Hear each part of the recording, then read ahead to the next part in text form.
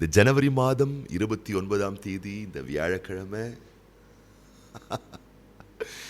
நீங்க நல்லா இருப்பீங்க. கர்த்தருடைய பிள்ளைகளே, நல்லா இருப்பீங்க, நல்லா இருப்பீங்க, ரொம்ப ரொம்ப நல்லா இருப்பீங்க. தேவனுடைய பேரன்பின் பிரசன்னம் உங்கள் மேல் பிரியமாயிருக்கிறது. அவருடைய சமூகம் உங்களை சூழ்ந்து கொண்டிருக்கிறது. தேவனுடைய மகிமையினால் நீங்கள் சூழப்பட்டிருக்கிறீர்கள். இந்த காலையிலே தேவ பிரசன்னம் உங்களை சூழ்ந்து கொள்வதாக. இந்த அருமையான நாள், இந்த வியாழக்கிழமை ஜனவரி மாதம் 29ஆம் தேதி நீங்க காண போறீங்க.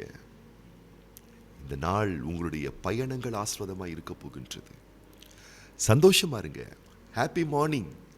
சந்தோஷத்தை இந்த காலையிலே துவக்குங்க. ஹாப்பியா வச்சுக்கோங்க, உங்களை சந்தோஷமா வச்சுக்கோங்க. இயேசு கிறிஸ்துவானவர் இந்த உலகத்துல அவர் வாழ்ந்த போது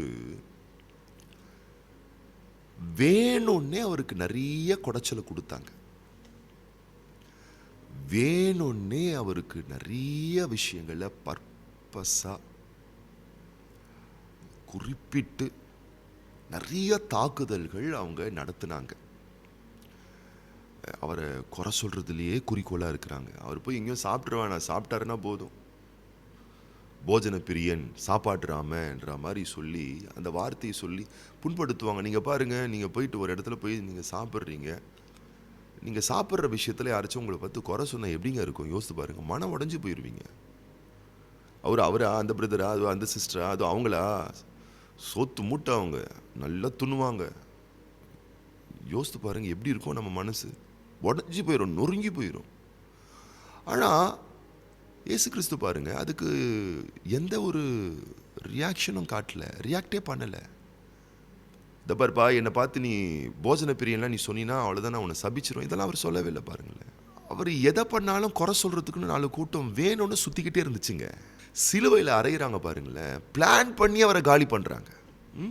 திட்டம் போட்டு யூதாஸை காட்டி கொடுத்தது பிளான் பண்ணி, முத்தம் கொடுத்தது பிளான் பண்ணி, வெள்ளி காசுக்கு அவரை பேரம் பேசுகிறாங்க பாருங்க, பிளான் பண்ணி சிலுவை செஞ்சாங்க பாருங்க, பிளான் பண்ணி சிலுவை செய்கிறாங்க. அவரை காலி பண்ணுறதுக்கு, அவரை உடைக்கிறதுக்கு, அவரை சிதைக்கிறதுக்கு, அவரை புண்படுத்துறதுக்கு என்னென்ன காரியத்தை செய்யணுமோ எல்லாம் திட்டமிட்டு செய்கிறாங்க. ஆனால் இயேசு கிறிஸ்துவால அப்படிப்பட்ட மக்களோடு இயேசு கிறிஸ்துவால ஹாப்பியாக இருக்க முடிஞ்சிருக்கு. ஒருத்தர் நமக்கு வேணும்னா குடைச்சல் கொடுக்குறாங்க, நம்மளால் அவங்களோட ஹாப்பியாக இருக்க முடியுமா? ஆனால் இயேசு இருந்திருக்காருங்க.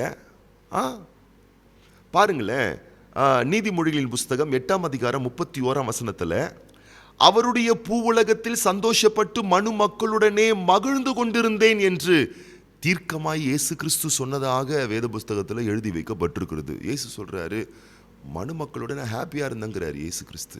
என்னது? இயேசுவே, நீங்கள் எப்படி இருந்தீங்க? சந்தோஷமாக இருந்தாங்க. உங்களை பற்றி குறை சொன்னாங்களே, ஆமாம் சந்தோஷமாக இருந்தேன்.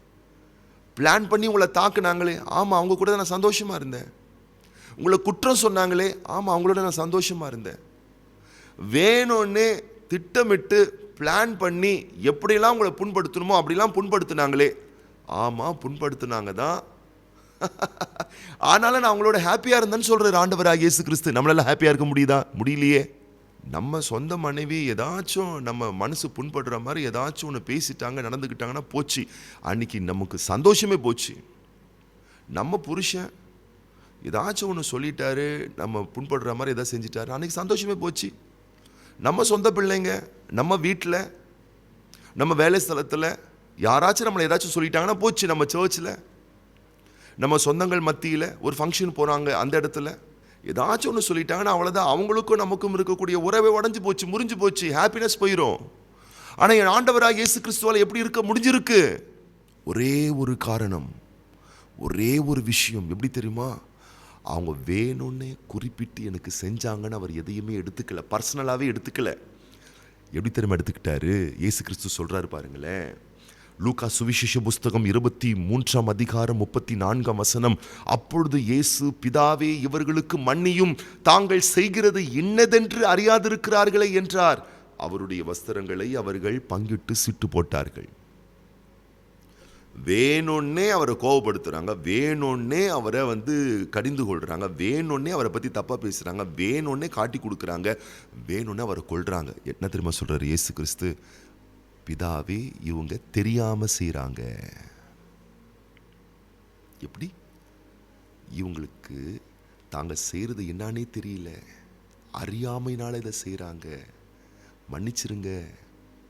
அப்போ உங்க சந்தோஷம் பறி போகக்கூடாதுன்னு சொன்னா, இந்த உலகத்துல உங்க வேலை ஸ்தலத்துல நீங்க வேலை செய்யும் போதும், படிக்கிற ஸ்தலத்திலையும், பிஸ்னஸ் ஸ்தலத்திலேயும், உங்க ஊழியத்திலேயும், உங்க சொந்தங்கள் மத்தியிலேயும், உங்க ஃபேமிலி லைஃப்லேயும் யாரு என்ன உங்களுக்கு பர்பஸா குறிப்பிட்டு உங்களை காயப்படுத்துறதுக்காக பல வேலை பார்த்தாலும் நீங்க அதை எப்படி தெரியுமா எடுத்துக்கணும்? அவங்க குறிப்பிட்டு பேசியே இருந்தாலும் உங்க மனசுல நீங்க எப்படி தெரியுமா எடுத்துக்கணும்? அவங்க குறிப்பிட்டு பேசுறாங்க நீங்க எடுத்துக்க கூடாது, தெரியாம பேசிட்டாங்கன்னு எடுத்துக்கணும். குறிப்பிட்டு குறி வச்சு என்னை தாக்கிட்டாங்க, குறிப்பிட்டு பிளான் பண்ணி என்னை திட்டாங்க அப்படின்னு நீங்க எடுத்துக்கிட்டீங்கன்னா உங்க நிம்மதி போச்சுங்க, உங்க சந்தோஷம் போச்சுங்க. நிம்மதியும் சந்தோஷமும் போச்சுன்னா ஆரோக்கியம் போயிடும். அந்த நாள்ல நீங்க செய்ய வேண்டிய காரிய கடமைகளை நிறைவேற்றுவதற்கான ஆற்றல், எனர்ஜி போயிடும். துக்கத்தோடு இருப்பீங்க, வலியோடு இருப்பீங்க, வேதனையோடு இருப்பீங்க. ரொம்ப வாழ்க்கையில் உயர்ந்த இடத்துக்கெல்லாம் அப்படிப்பட்ட மனநிலையில் இருக்கக்கூடியவங்களால போகவே முடியாது, வளரவே முடியாதுங்க. என் இயேசுவால் எப்படி எல்லாரோட சந்தோஷமா மகிழ்ச்சியா இருக்க முடிஞ்சதுன்னா, அவன் குறிப்பிட்டே திட்டியிருந்தாலும் பேசியிருந்தாலும் அவர் எப்படி எடுத்துக்கல? பர்சனலாக அதை எடுத்துக்கல. எல்லா இடத்துல இதை தெரியாமல் பேசிட்டாங்க, நம்ம பிரதர் தானே தெரியாமல் பேசிட்டாங்க, நம்ம சிஸ்டர் தானே தெரியாமல் பேசிட்டாங்க, என் மனைவி தானே, சரி என் ஹஸ்பண்ட் தானே, என் குழந்தைங்க தானே, என் அப்பா அம்மா தானே, என் அண்ணன் தம்பி தானே, என் மாமா மச்சன் தானே, என் சபையில் இருக்கக்கூடிய விசுவாசிகள் தானே, எல்லாம் என் சொந்தங்கள் தான், எல்லாம் என் சொந்தக்காரங்க தான். ஏசு அப்படி எடுத்துக்கிட்டாருங்க. தப்பா யாரையும் புரிஞ்சுக்காதீங்க. அவங்க தப்பானவங்களாவே இருக்கட்டுமே, இருந்துக்கிட்டு போட்டுமே. அதனால உங்களுக்கு என்ன பிரச்சனை? நீங்க ஹாப்பியா இருங்க. யார் என்ன பேசினாலும், யார் என்ன செஞ்சாலும் உங்கள் சந்தோஷம் கெட்டு போகக்கூடாதுன்னு சொன்னால் நீங்கள் தான் ஸ்டெப் எடுக்கணும், நீங்கள் தான் உங்களை உருவாக்கணும், நீங்கள் தான் மாறணும். எப்படி மாறணும்? குறிப்பிட்டு பர்சனலாக யாரும் எனக்கு எதிராக எதுவுமே செய்யலைன்னு ஏசு எடுத்துக்கிட்டாரு பாருங்க, அறியாமல் செஞ்சிட்டாங்கன்னு சொன்னார் பாருங்க. அது மாதிரி நீங்கள் எடுத்துக்கிட்டீங்கன்னா நான் சொல்லட்டுமா, நீங்கள் நல்லா இருப்பீங்க, நீங்கள் நல்லா இருப்பீங்க, ரொம்ப ரொம்ப நல்லா இருப்பீங்க. அதுக்கப்புறம் பாருங்கள், உங்கள் சந்தோஷம் ரொம்ப நல்லா இருக்கும், உங்கள் ஆரோக்கியம் நல்லா இருக்கும், உங்கள் ஹெல்த் மட்டும் இல்லைங்க, உங்கள் வெல்த் நல்லா இருக்கும், உங்கள் ஐஸ்வர்ய வாழ்க்கை, ஃபைனான்ஷியல் வாழ்க்கை நல்லா இருக்கும், உங்கள் ஆயுட்காலம் நல்லா இருக்கும். அதுக்கப்புறம் என்ன, நீங்கள் ராஜா தான். இன்னைக்கு நீங்க ரொம்ப நல்லா இருப்பீங்க கர்த்தருடைய பிள்ளைகளே. ஆகவே எதையும் யார் என்ன பேசினாலும் என்ன செஞ்சாலும் பர்சனலாக அதை எடுத்துக்காதீங்க. குறிப்பிட்டு என்னை பார்த்து தான் தாக்குறாங்கன்ற அந்த கான்செப்டுக்குள்ள, அந்த மைண்ட் செட்டுக்குள்ளேயே போகாதீங்க. அது உங்களை சிதைத்து விடும், பாதித்து விடும், உங்களை வளர விடாது. உங்கள் நல்ல நல்ல கனவுகள், தரிசனங்களை நீங்கள் அடையவே முடியாது, அது தடுத்து விடும். ஹாப்பியாக இருங்க. கொஞ்ச நாள் தாங்க வாழ போகிறோம். இந்த உலக வாழ்க்கைலாம் நீங்கள் நினைக்கிற மாதிரிலாம் அப்படியே ஒரு பெரிய 1000 வருஷம்லாம் வாழ்ந்து நீங்கள் ஒன்றும் சாதிக்க போகிறது கிடையாது. வேதம் சொல்லுகிறது பரதேசியாக நம்ம வாழ்ந்துக்கிட்டு இருக்கோமா. என்னைக்கு இருப்போம், என்னைக்கு போவோம் யாருக்குமே தெரியாதுங்க. கொஞ்ச காலம் வாழ போகிறோம். போட்டிருக்கிற சட்டைக்கு கேரண்டி இருக்குது. ஆமாம், இப்போ எனக்கு முன்னாடி ஒரு கேமரா இருக்குது பாருங்கள், அதுக்கு ஒரு கேரண்டி இருக்குது. நீங்கள் ஃபோனில் பார்த்துக்கிட்டு இருக்கீங்களா, அந்த ஃபோனுக்கு கேரண்டி இருக்குது. இந்த மைக்குக்கு கேரண்டி இருக்குது. உங்களுக்கும் எனக்கும் கேரண்டி இல்லைங்க. வாழ்க்கை எப்படிப்பட்டது தெரியுமா? நமக்குன்னு எது இல்லையோ அது நம்மளை விட்டு போயிடும். ஒன்று. ரெண்டாவது சொல்கிறேன் கேட்டுக்கோங்க, நமக்குன்னு எது இருக்கோ அதுவும் நம்மளை விட்டு போயிடும். ரெண்டாவது, மூணாவது முக்கியமான ஒன்று சொல்கிறேன் கேட்டுக்கோங்க, ஏன் நாமளே நம்மளை விட்டு போயிடுவோம். அப்படிப்பட்ட நிரந்தரமே இல்லாத இந்த உலகத்தில் கொஞ்சம் காலம் வாழ போகிறோம். இந்த கொஞ்ச காலம் வாழ்கிற வாழ்க்கையில் போட்டி, பொறாமை, அவன் இப்படி பேசிட்டான், இவன் இப்படி பேசிட்டான், எதுக்கு வஞ்சகத்தோடு வாழணும்? தூக்கி போடுங்க. ஹாப்பியாக இருங்க, சந்தோஷமாக இருங்க. Happy morning. சந்தோஷமா இருங்க. இன்னைக்கு நீங்க நல்லா இருப்பீங்க, ரொம்ப ரொம்ப நல்லா இருப்பீங்க. இன்றைக்கு உங்களுடைய நல்வாழ்வு, சந்தோஷ வாழ்வு மேன்மையா இருக்க நான் உங்களுக்காக ஜெபம் பண்ண போறேன். அது போலவே இன்றைக்கு ஜனவரி மாதம் 29ஆம் தேதி வியாழக்கிழமை பிறந்தநாள் காண்கின்ற நம்முடைய அன்பு சகோதரர் ஏ ஹரிபிரசாத், நம்முடைய அன்பு சகோதரர் டி ஜபராஜ், இவர்களுக்காக நம்ம ஜெபம் பண்ண போறோம்.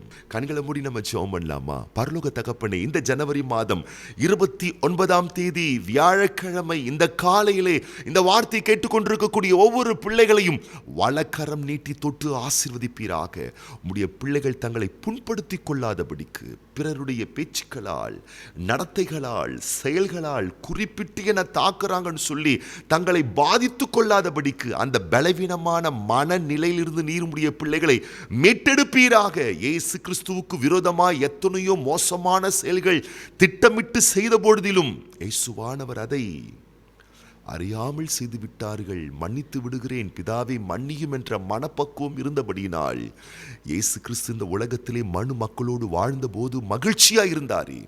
நாங்களும் எங்கள் வேலை ஸ்தலத்திலும் எங்கள் ஃபேமிலியிலும் எங்கள் வாழ்க்கைக்குள்ளே இருக்கக்கூடிய நபர்கள் மத்தியில் வாழும் பொழுது யார் எப்படிப்பட்ட மோசமான வார்த்தைகளை பேசினாலும் காயப்படுத்தினாலும் அதை நாங்கள் ஈஸியாக எடுத்துக்கக்கூடிய ஒரு மனநிலை நீர் எங்களுக்கு தருவீராக. ஆண்டவரே, அப்படி பிள்ளைங்க ஹாப்பியாக இருக்கட்டும், சந்தோஷமாக இருக்கட்டும், மகிழ்ச்சியை வாழ்ந்திருக்கட்டும். இன்றைக்கு பிறந்த நாட்கள் காண்கின்ற, திருமண ஆண்டுகள் காண்கின்ற நம்முடைய பிள்ளைகளுக்காக விசேஷமாக நாங்கள் ஜெபிக்கின்றோம். தேவன் தம்முடைய கரமதை நீட்டி உம்முடைய பிள்ளைகளை தொட்டு வளமாய் வாழ்ந்திருக்க செய்திருள வேண்டுமென மனதார வாழ்த்தி உம்முடைய பிள்ளைகளை ஆசீர்வதித்து ஆண்டவர் இயேசு கிறிஸ்துவின் ஆசீர்வதிக்கப்பட்ட நாமத்தினாலே வாழ்த்தி ஜெபிக்கிறோம் எங்கள் நல்ல பிதாவே, ஆமேன். இன்னைக்கு நீங்க ரொம்ப ரொம்ப நல்லா இருப்பீங்க.